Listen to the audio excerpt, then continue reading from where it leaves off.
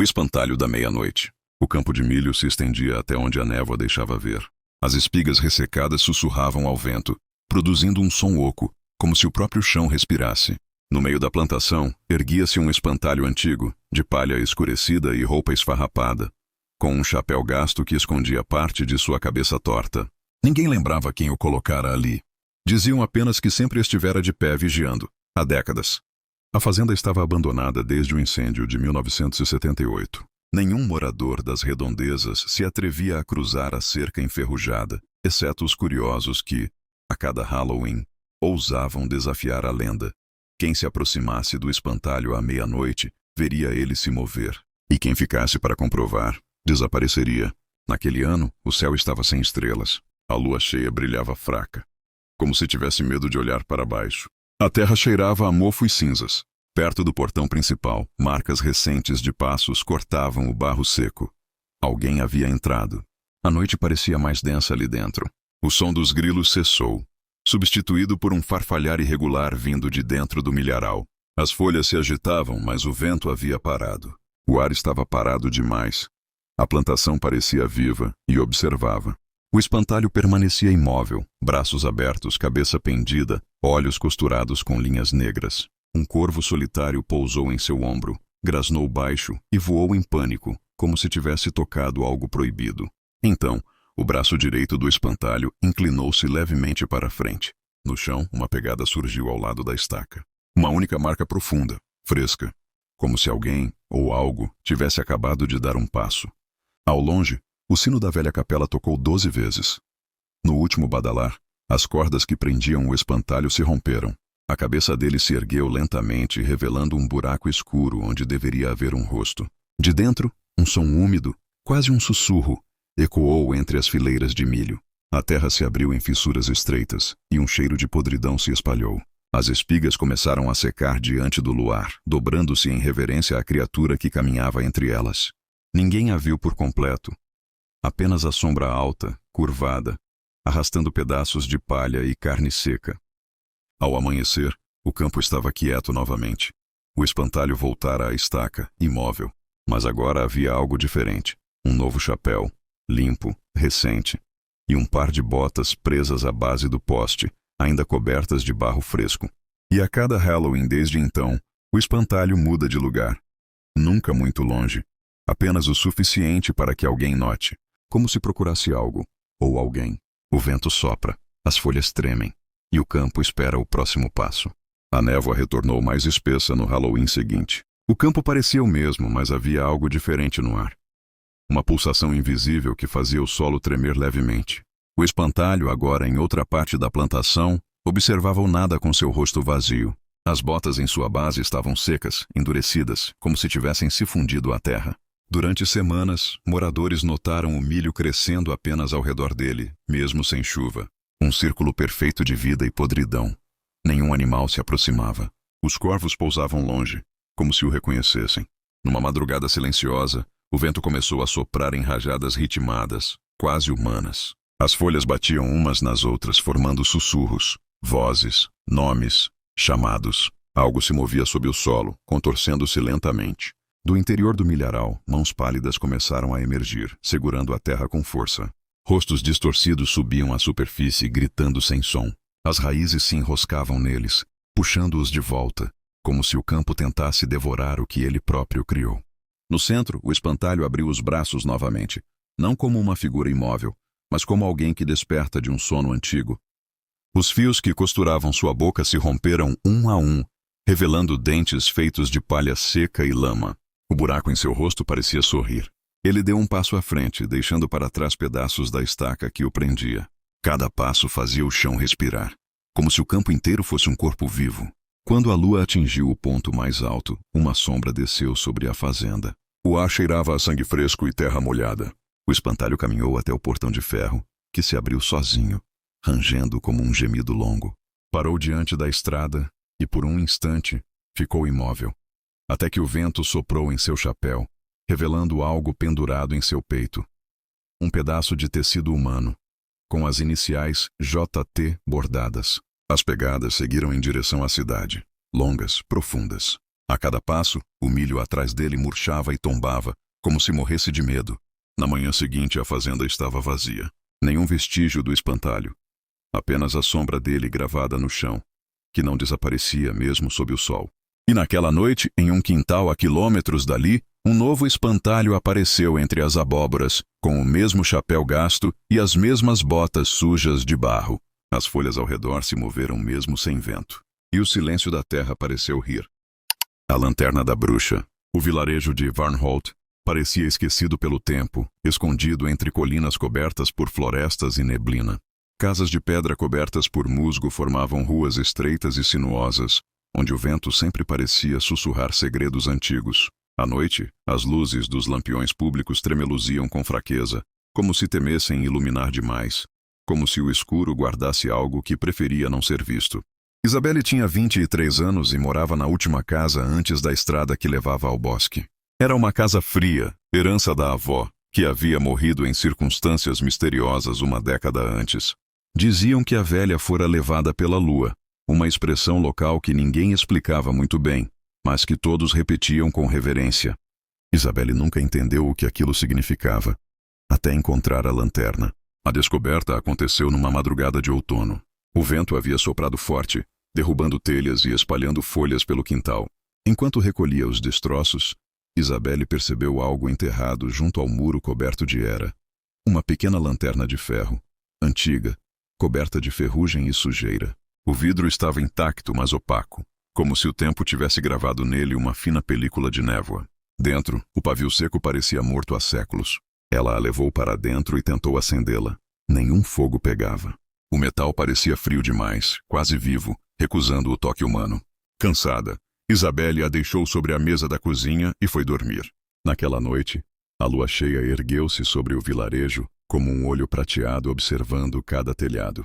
E quando a primeira luz lunar atravessou a janela e tocou o ferro da lanterna, o pavio brilhou. Não com fogo, mas com uma luz pálida e trêmula, como se a própria lua respirasse dentro do vidro. No dia seguinte, a vila acordou com a notícia de um desaparecimento. O velho Marek, o padeiro, havia sumido sem deixar rastros. A porta de sua casa estava aberta, o forno ainda quente, o pão queimando. Nenhum sinal de luta, nenhuma pista, apenas ausência. Isabelle não fez a conexão de imediato. A lanterna continuava sobre a mesa, apagada sob a luz do sol. Quando a noite voltou e a lua subiu, ela acendeu novamente, sozinha, sem fósforo, sem chama. Isabelle observou o brilho com fascínio. Havia algo hipnótico naquele fulgor frio. A cada piscada, a luz parecia pulsar em sincronia com o próprio coração dela. Mais uma noite de lua cheia, mais um desaparecimento. Uma mulher foi vista pela última vez atravessando a praça em direção à capela. Nunca chegou lá. No banco de pedra em que costumava sentar-se para rezar, os aldeões encontraram um colar e uma marca escura, como fuligem. Os sussurros começaram.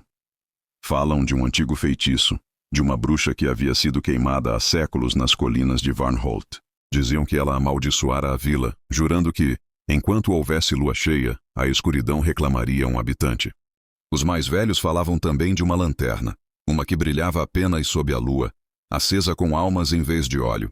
Isabelle tentou ignorar as lendas, mas o medo começou a infiltrar-se pelas frestas da casa.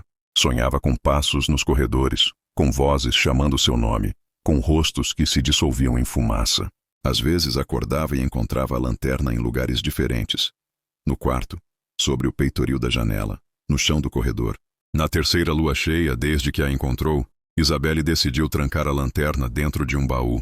Enrolou-a em panos, amarrou o cadeado e escondeu a chave. Mas quando a meia-noite chegou, o quarto se encheu de luz prateada, vindo de dentro do baú. O metal vibrou, as correntes estalaram e o brilho escapou pelas frestas, espalhando-se pelas paredes como névoa líquida. Na manhã seguinte, uma criança havia desaparecido. O vilarejo mergulhou em pânico. Guardas foram convocados, buscas iniciadas. Os moradores começaram a culpar uns aos outros, depois a si mesmos e por fim ao bosque. Diziam que ele respirava, que algo se movia entre as árvores, chamando nomes durante a madrugada. Isabelle sentia o peso da culpa, mas não sabia o que fazer. A luz da lanterna parecia agora parte dela. Às vezes, em reflexos de espelhos ou janelas, via uma centelha prateada no fundo de seus próprios olhos. Começou a perceber que o tempo ficava estranho durante as noites de lua cheia. O tic-tac do relógio desacelerava. Os sons distorciam-se e as sombras ganhavam densidade. Em uma das noites seguintes, sem conseguir dormir, Isabelle pegou a lanterna e saiu de casa. A lua estava alta e branca, e a luz dentro do vidro pulsava com força. Os cães latiam nas colinas, e as janelas se fechavam à medida que ela passava. A luz guiou-a até o bosque. As árvores pareciam mover-se, como se abrissem caminho para ela. O chão era úmido, coberto de folhas antigas. O vento soprava como um lamento. A lanterna começou a vibrar, e Isabelle viu algo entre as raízes. Sombras humanas, translúcidas, movendo-se devagar, como se dançassem sob a terra. Os rostos eram familiares: o padeiro, a mulher da capela, a criança. Todos pálidos, os olhos vazios, as bocas abertas em um silêncio eterno. Quando a luz da lanterna brilhou mais forte, eles se voltaram para ela e desapareceram, sugados para dentro do vidro. A lanterna escureceu. Isabelle caiu de joelhos, o coração disparado, as mãos geladas. Na superfície do vidro, agora limpa e brilhante, via o reflexo do próprio rosto. E atrás dele, algo mais. Uma silhueta feminina vestida com um manto escuro, os cabelos flutuando como fumaça. O sorriso da aparição era antigo, cruel e sereno. Anos haviam se passado desde que o último morador abandonara Varnholt. As janelas das casas estavam cobertas por poeira e teias, e a natureza começava a retomar o que fora seu. As raízes erguiam as pedras das ruas, e a floresta, antes distante, avançava como um mar verde e silencioso. Apenas um som permanecia igual: o leve crepitar metálico da lanterna, que ainda brilhava sozinha no altar da capela. Ninguém sabia quem mantinha a luz acesa. Alguns diziam que era obra dos mortos. Outros acreditavam que a bruxa enfim andava livre. O vilarejo, esquecido nos mapas, tornou-se lenda entre os caçadores e exploradores curiosos. Foi assim que Elias chegou ali.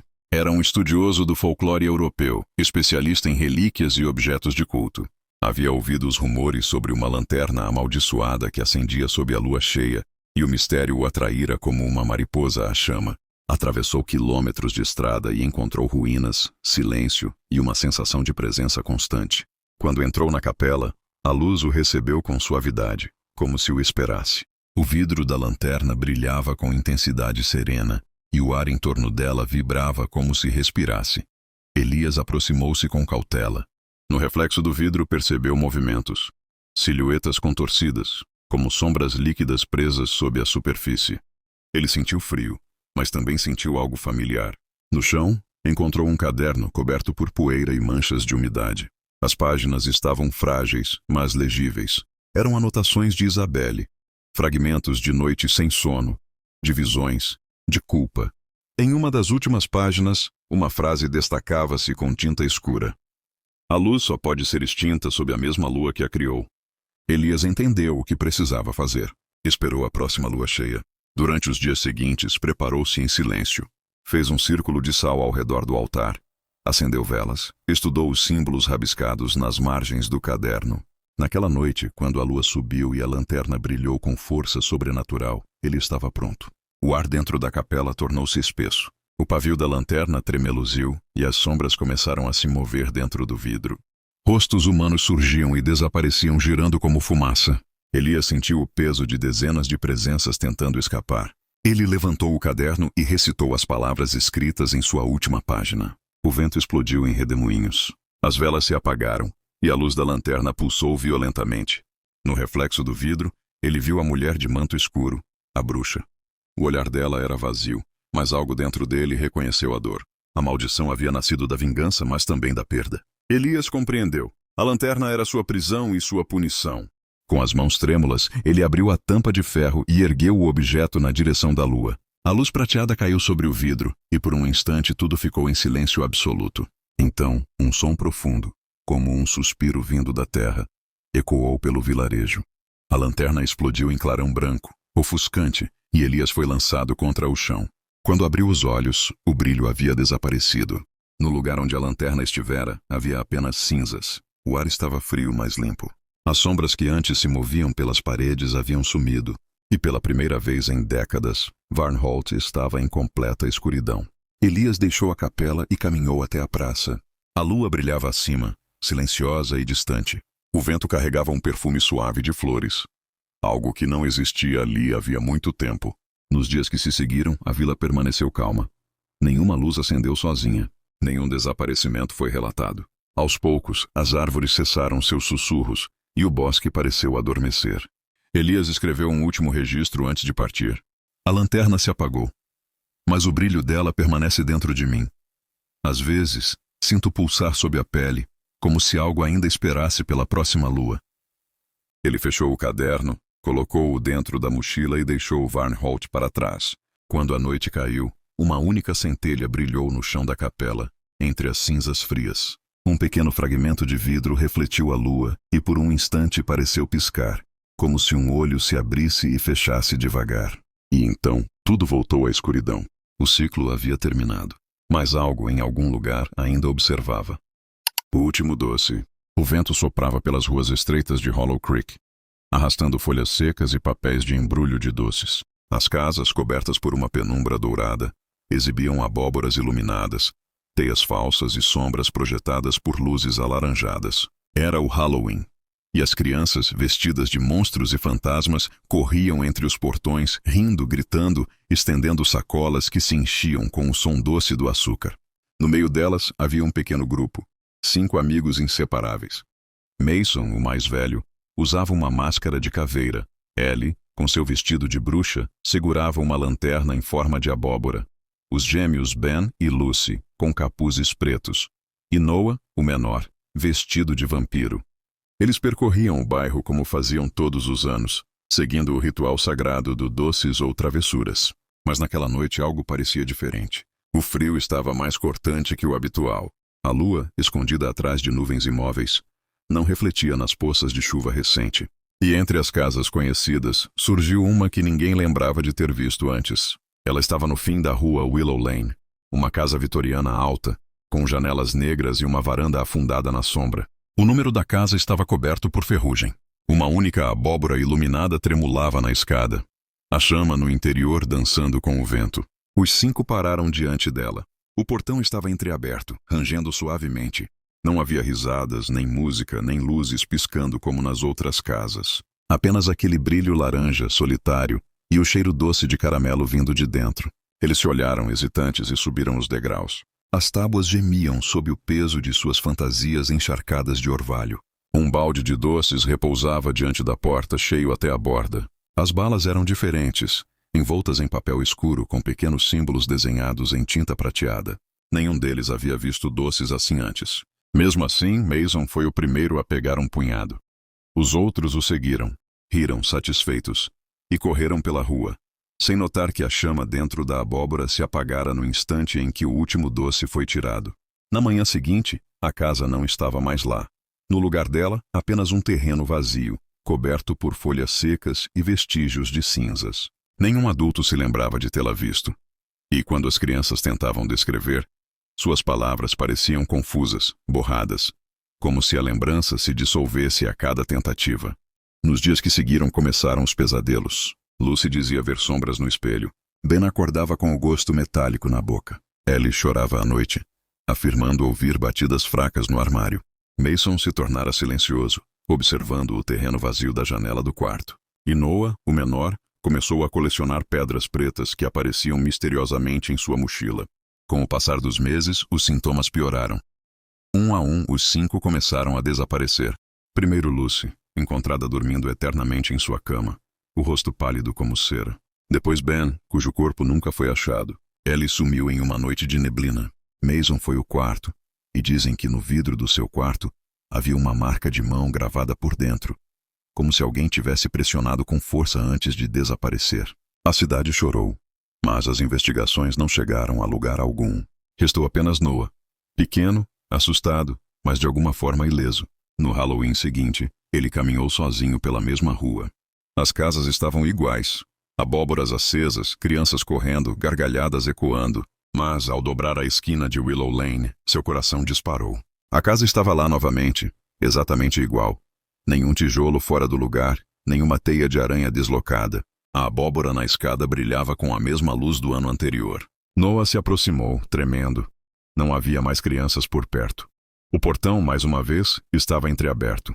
O vento uivava entre as árvores, E o ar parecia mais frio, mais denso, como se o tempo ali passasse de outro modo. O balde de doces estava na varanda, cheio novamente. Mas havia algo diferente. Um espaço vazio no meio das balas, como se esperasse por algo. Um bilhete jazia dobrado ao lado, o papel amarelado pelo tempo. As letras finas e tortas diziam apenas: "O último doce ainda falta." Noah se ajoelhou. Dentro do balde, uma bala solitária o chamava. O mesmo papel escuro, o mesmo brilho prateado. Ele estendeu a mão lentamente. A chama da abóbora oscilou. Um som baixo, distante, ecoou de dentro da casa, como risadas abafadas, distorcidas, vindas de um porão muito profundo. Noah pegou o doce. O vento cessou. A rua ficou imóvel como se o tempo tivesse parado. E então, a luz de todas as casas se apagou ao mesmo tempo. Um silêncio denso caiu sobre Hollow Creek. Quando as lâmpadas voltaram a acender, a casa havia sumido mais uma vez. Na manhã seguinte, as pessoas encontraram o terreno vazio coberto por pegadas pequenas, que iam até o centro e desapareciam. Entre as folhas, uma única bala embrulhada em papel preto repousava, intacta. Os anos se passaram. As famílias novas nunca souberam da história. As crianças voltaram a brincar pelas ruas, e os adultos apagaram da memória o que aconteceu.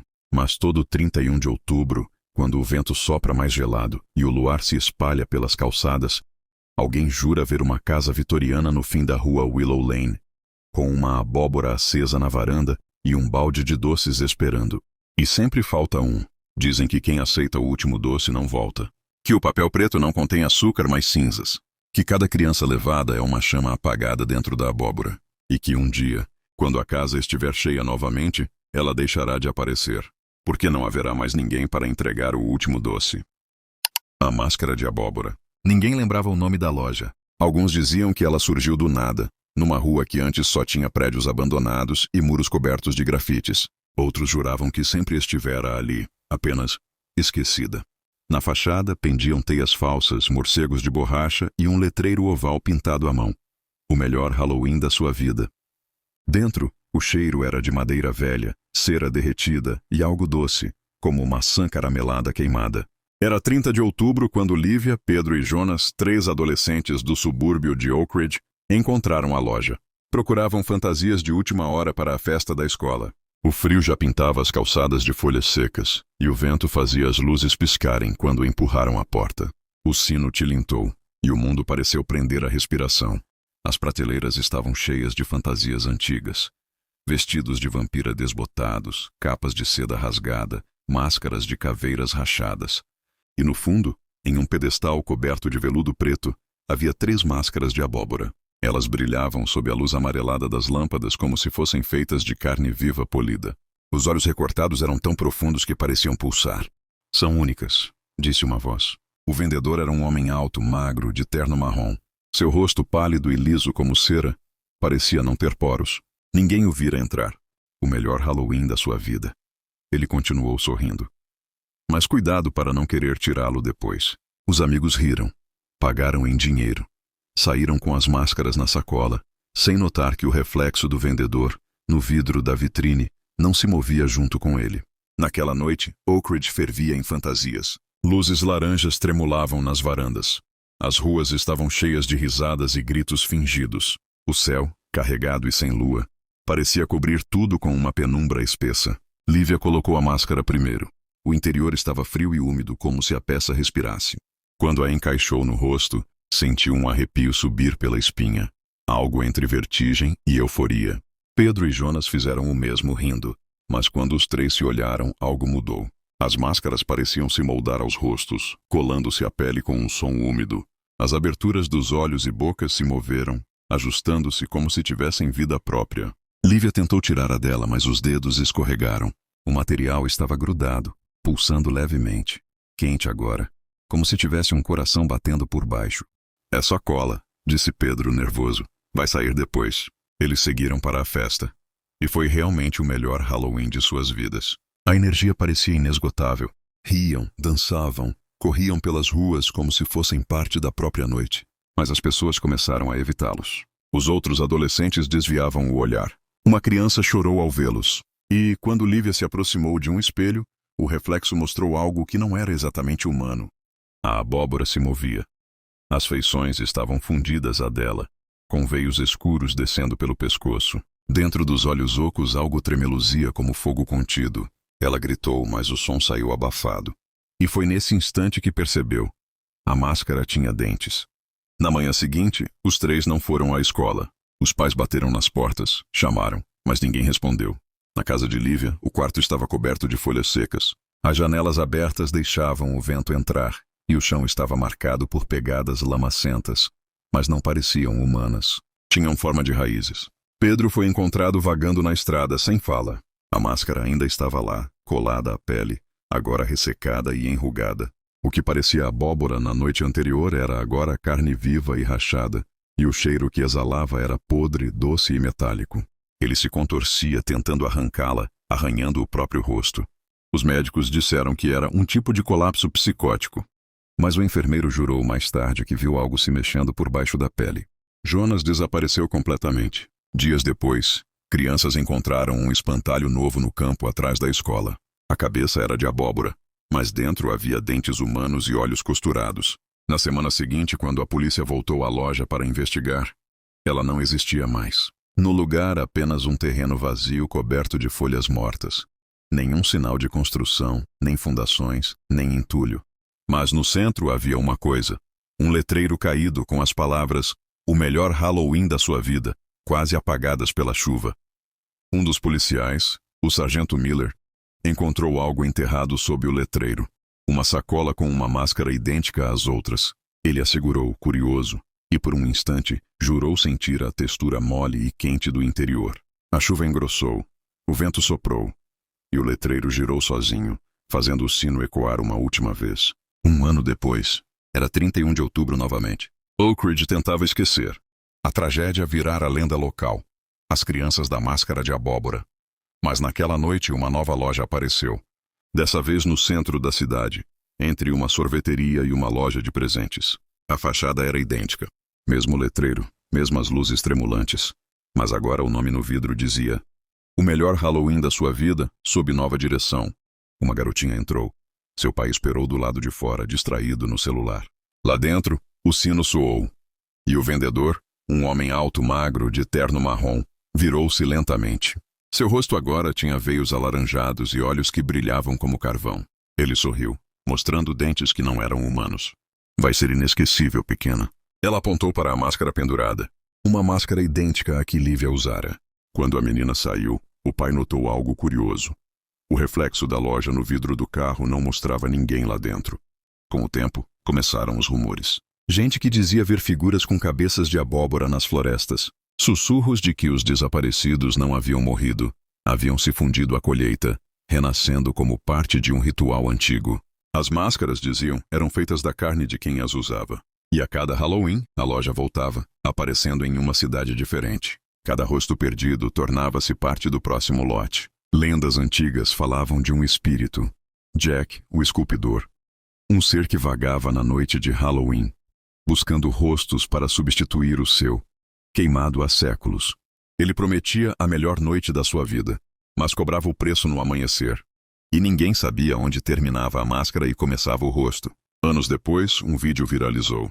Uma filmagem antiga, aparentemente feita por um celular. Mostrava 3 adolescentes com máscaras de abóbora, dançando no meio da rua. Mas quando a câmera se aproximava, as máscaras se moviam por conta própria. No final do vídeo, um sussurro podia ser ouvido. "O melhor Halloween da sua vida." Ou o último. A gravação terminava com o som de um sino. Em algum lugar entre o crepúsculo e a meia-noite, há uma loja que não existe em mapas. Ela aparece quando as luzes das casas piscam, quando o vento traz cheiro de vela e abóbora. Você pode passar por ela sem notar, ou pode entrar. Curioso, distraído, atraído pelo brilho alaranjado atrás do vidro. Lá dentro, alguém vai sorrir para você. E vai dizer com voz doce e lenta: "Experimente. É só uma máscara. Prometo, vai ser o melhor Halloween da sua vida.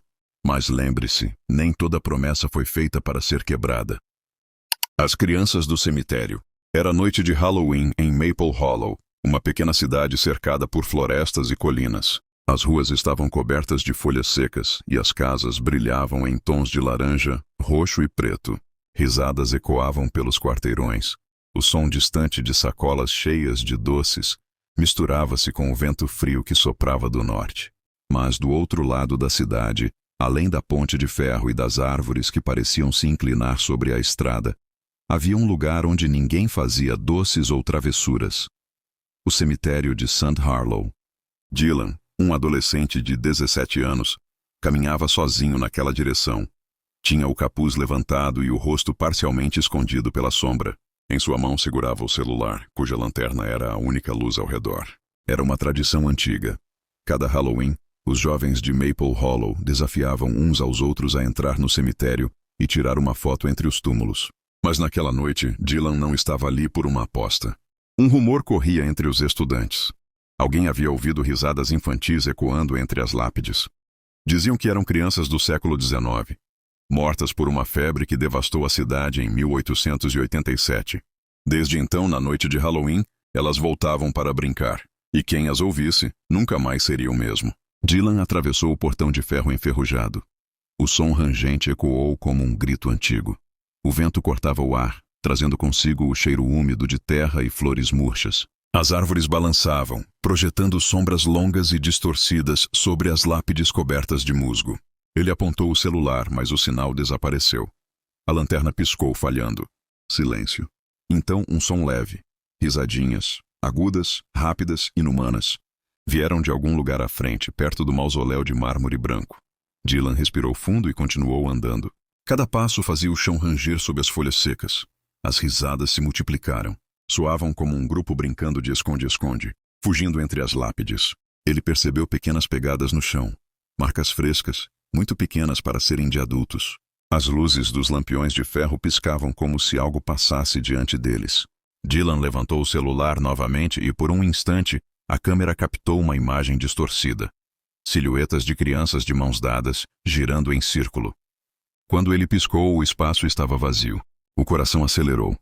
Ele começou a recuar, mas algo o fez parar. Uma boneca antiga estava deitada sobre uma lápide quebrada.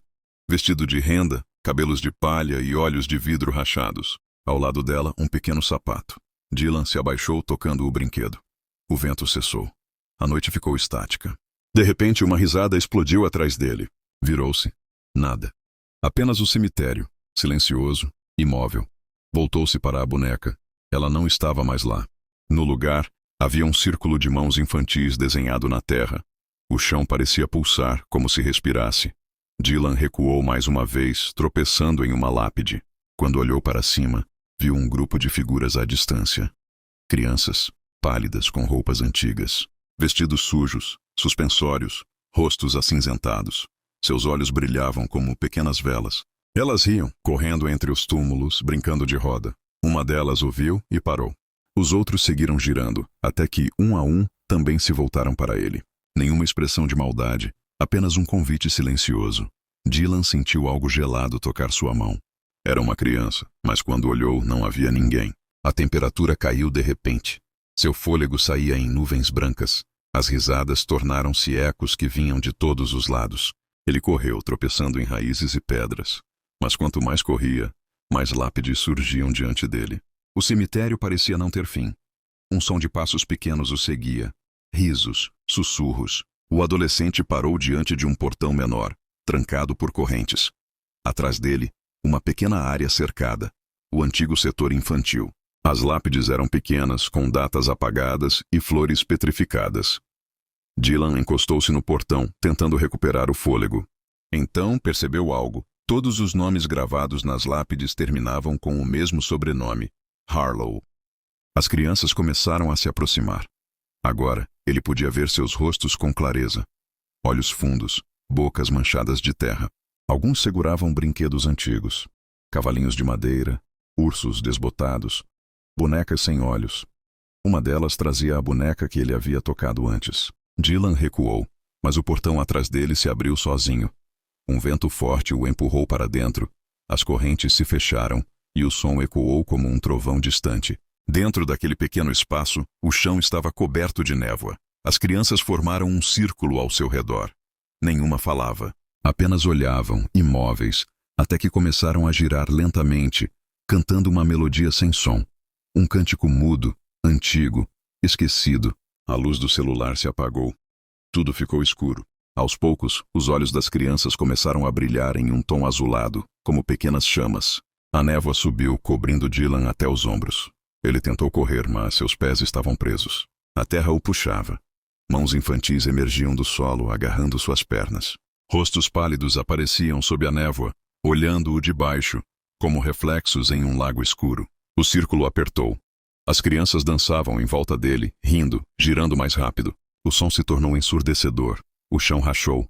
Dylan gritou, mas o som morreu na garganta. Então tudo parou. Silêncio total. Quando a névoa se dissipou, o cemitério estava vazio novamente. O portão rangeu e se abriu. A boneca estava deitada sobre a terra, intacta. Na manhã seguinte, o zelador do cemitério encontrou o portão infantil aberto. Dentro, uma nova lápide, limpa e recente, destoava das outras. O nome gravado: Dylan Reed, 2008-2025. Alguns visitantes juraram ouvir risadinhas ecoando entre os túmulos naquela noite. Um grupo de crianças brincava de roda, e entre elas havia um garoto novo, com o capuz levantado e o rosto coberto pela sombra. Diziam que, enfim, as crianças do cemitério haviam encontrado um novo amigo. Para sempre.